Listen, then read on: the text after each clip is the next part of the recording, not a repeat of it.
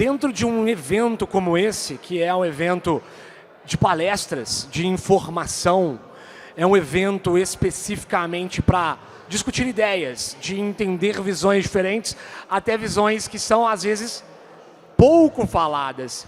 E hoje em dia, o que a gente tem bastante de censura, a gente tem bastante limitações sobre o que está acontecendo, a gente vê em canais de YouTube, a gente vê na televisão, cada vez mais a gente escuta maneiras diferentes de reduzir a capacidade do outro de falar o que pensa, mesmo sendo, às vezes, algo ofensivo ou algo que pode ser brilhante. Cada vez mais a gente vê o poder do Estado limando isso. E aí eu vou chamar, primeiramente, o Rodrigo para começar falando aqui conosco sobre esse assunto tão hoje badalado que é a liberdade de expressão. Rodrigo. Bom dia, gente. Bom, vou falar hoje sobre liberdade de expressão, um tema que está bastante em alta, um tema que está na moda e um tema que está sendo muito discutido. E apesar de ter algumas associações, isso é um tema de direita, isso é um tema de esquerda, eu queria trazer uma visão que, na verdade, isso é um tema que mexe com cada um de nós e que é importante para cada um de nós, porque não se trata de uma questão política, se trata de uma questão que nós já vimos que de tempos em tempos ela é discutida, ela é debatida. E eu vou trazer alguns exemplos para vocês para mostrar como que historicamente nós tivemos problemas relacionados à liberdade de expressão e os efeitos que esses problemas nos causaram. Então, quando a gente vai para a Grécia Antiga, por exemplo, nós temos o exemplo de Sócrates. E a gente pensa, vamos tolir a liberdade de expressão porque alguns são loucos, alguns são doidinhos, alguns são antidemocratas. Essas pessoas, não, pelo amor de Deus, não vamos falar com elas. Vamos deixá-las do canto ali e vamos falar de coisa séria. Só que na época Sócrates tentou defender a sua opinião, tentou defender a sua posição e no final ele foi perseguido e ao ponto de ele, para manter firme a sua opinião, ele acabou tirando a própria vida. Então ele preferiu tirar a vida dele do que perder o direito de se expressar, para se ter ideia do tamanho que é a importância que se tem da liberdade de expressão. E depois nós tivemos o exemplo de Galileu Galilei, um cientista que, pelo simples fato de contestar que a Terra não era o centro do universo, e sim o Sol, ele foi condenado à prisão perpétua e foi ridicularizado. Agora, olha só, um cara que estava ali a partir de uma ideia científica, estava tentando ali mudar um pouco o status quo, ele foi tratado como louco, como um bandido, como alguém que era ofensivo à sociedade. Então é interessante que nem os cientistas, nem as pessoas extremamente inteligentes estão de fora quando o assunto é censura, quando o assunto é a limitação da liberdade de expressão. E é interessante que a gente pense, mas isso aí tudo bem, é só o Sócrates, é só o Galileu, são só exemplos individualizados, exemplos esporádicos. Mas a gente tem que pensar, por exemplo, em Chernobyl. Chernobyl, um acidente, um evento ali localizado, que no momento em que ele aconteceu, falaram assim, não, que isso? Isso aí? Acidente?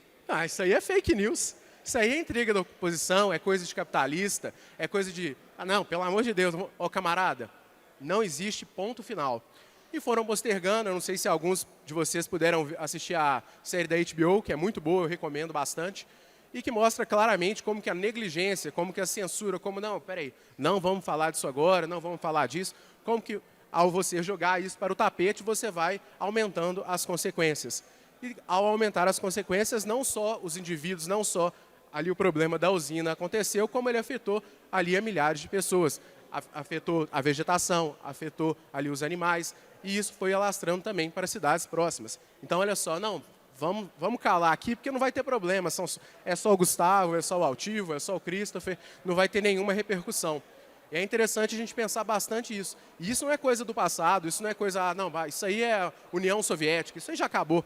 Beleza, agora a gente teve o exemplo em outubro de 2019, um cientista chinês chamado Lin Weiliang, que alertou o mundo inteiro sobre a ofensividade então nem se sabia, era uma variação do coronavírus.